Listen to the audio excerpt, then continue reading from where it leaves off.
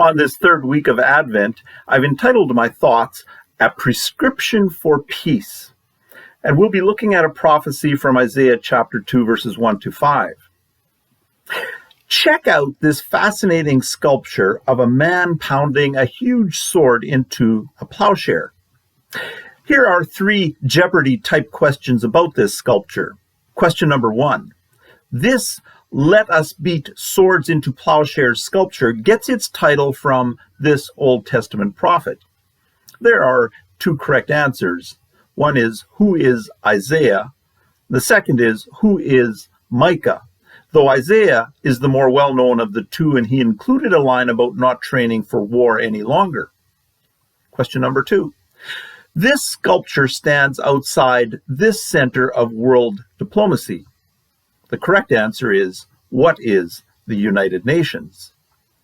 Question number 3.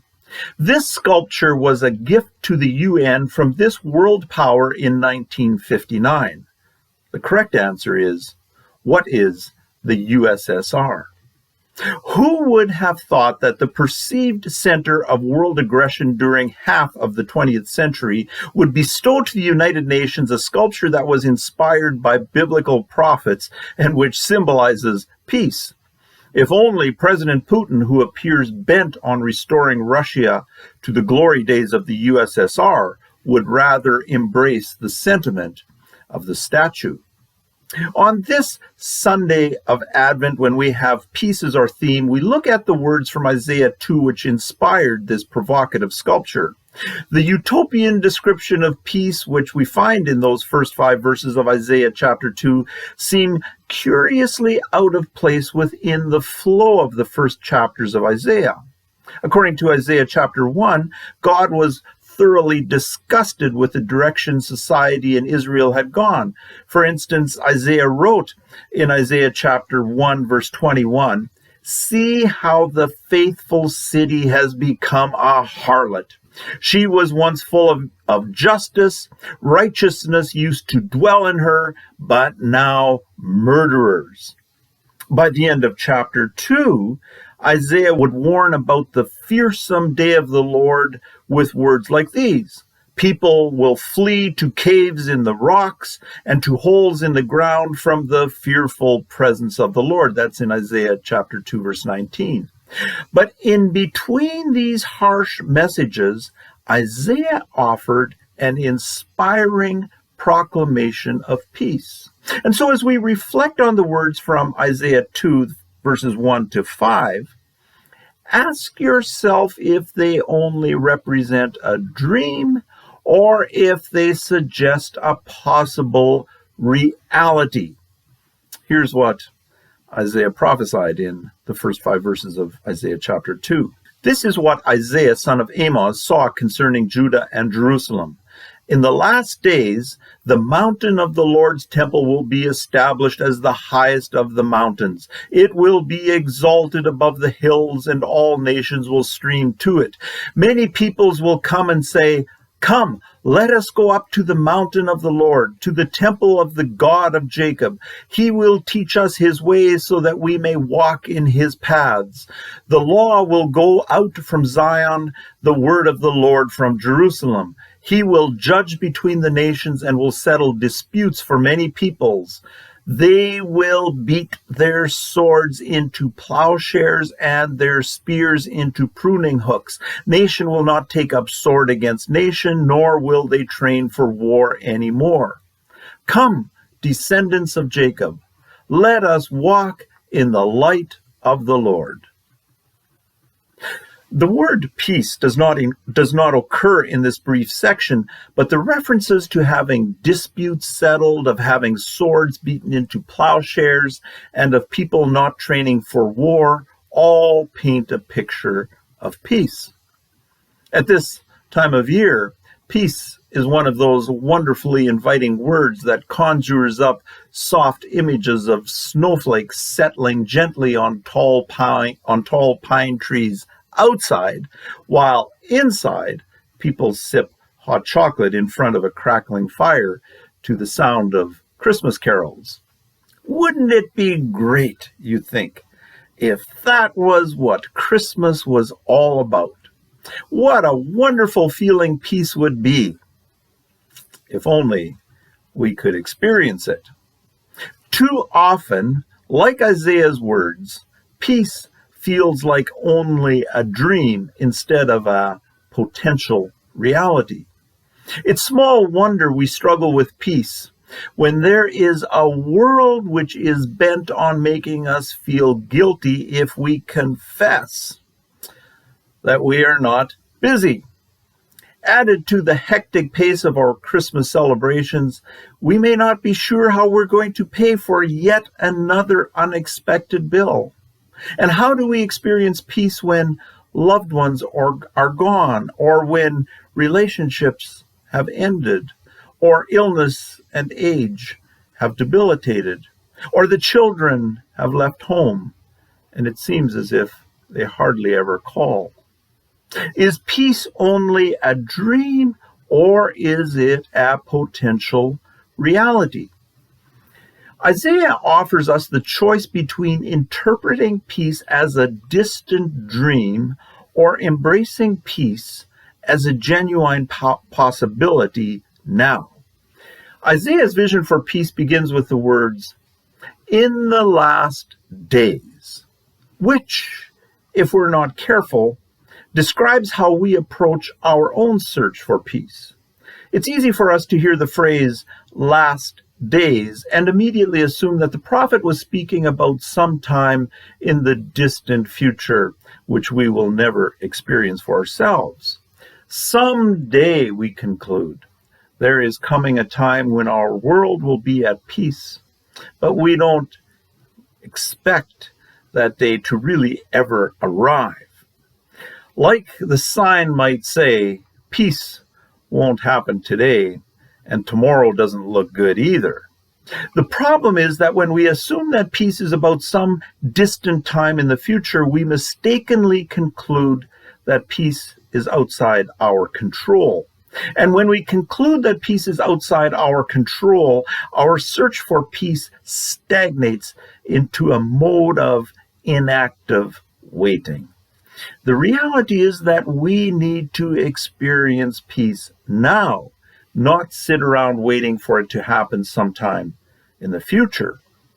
Isaiah helps us see that finding peace is not about waiting, but about producing peace. It's important for us to understand that the phrase, "the last days," in the Bible does not necessarily refer to a time beyond our grasp. For instance, in Acts chapter 2, verse 17, Peter explained that the outpouring of the Holy Spirit, where people were heard speaking in languages they hadn't previously known, was a then-present fulfillment of the prophecy of Joel, where he said, "In the last days, God says, I will pour out my Spirit on all people." Just as Peter interpreted the last days which Joel prophesied as applying to the very day on which he spoke, the last days referred to in Isaiah do not have to be some vague future time, but may refer to the difference that the promised Messiah, or Jesus, would make in people's lives. Isaiah's words make it clear that he wasn't talking about a physical Jerusalem in some unknown future. Isaiah described the Lord's temple as chief among the mountains. But the reality is that the Temple Mount in Jerusalem is not a particularly high mountain, not even as high as the famous Mount of Olives. It's clear that Isaiah was not issuing a call to go to a physical Jerusalem, but to go to the spiritual mountain of God. And so we can conclude that Isaiah wasn't telling people to wait for peace in some distant future. Isaiah was challenging people to discover peace in their immediate lives, instead of a description of peace. We can see a prescription for producing peace in our lives. And so let's follow the statements which make up Isaiah's prescription for peace.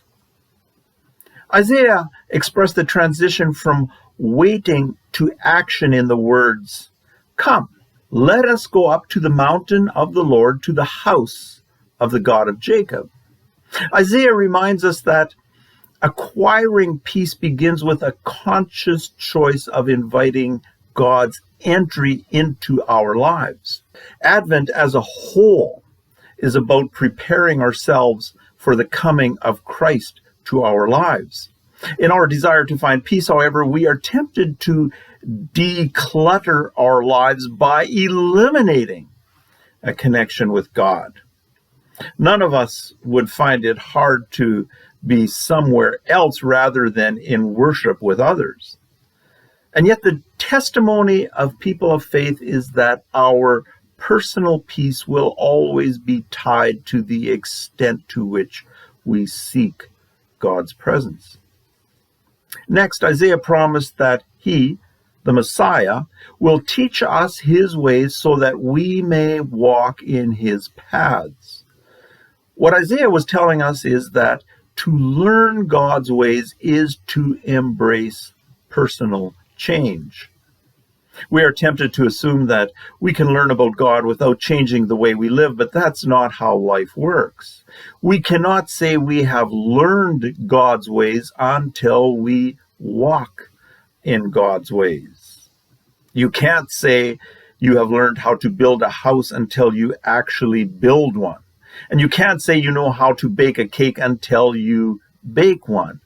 And yet we sometimes dare to assume that we know God's ways simply because we can give good answers and not because we are changed people. That's why the writer James in the Bible talks about not only being hearers, but doers. That's in James 1:22. If our actions do not match what we say we know about God's ways, we are forced to admit that we don't really know God's ways. And then Isaiah made this famous pronouncement: they will beat their swords into plowshares and their spears into pruning hooks.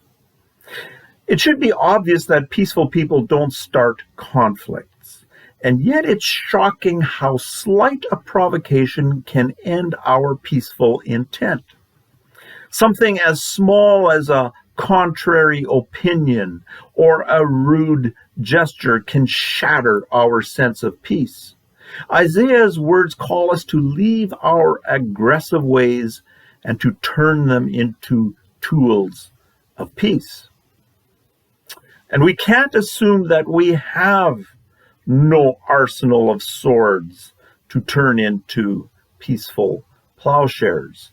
We may carry racial swords, which oppress, religious swords, which condemn instead of rescue, economic swords, which rob rather than give, intellectual swords, which suppress rather than educate, or physical swords, actual physical swords, which abuse rather than protect.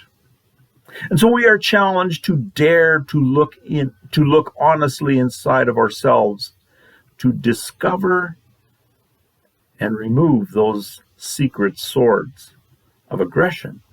Finally, Isaiah wrote these powerful words: "Let us walk in the light of the Lord."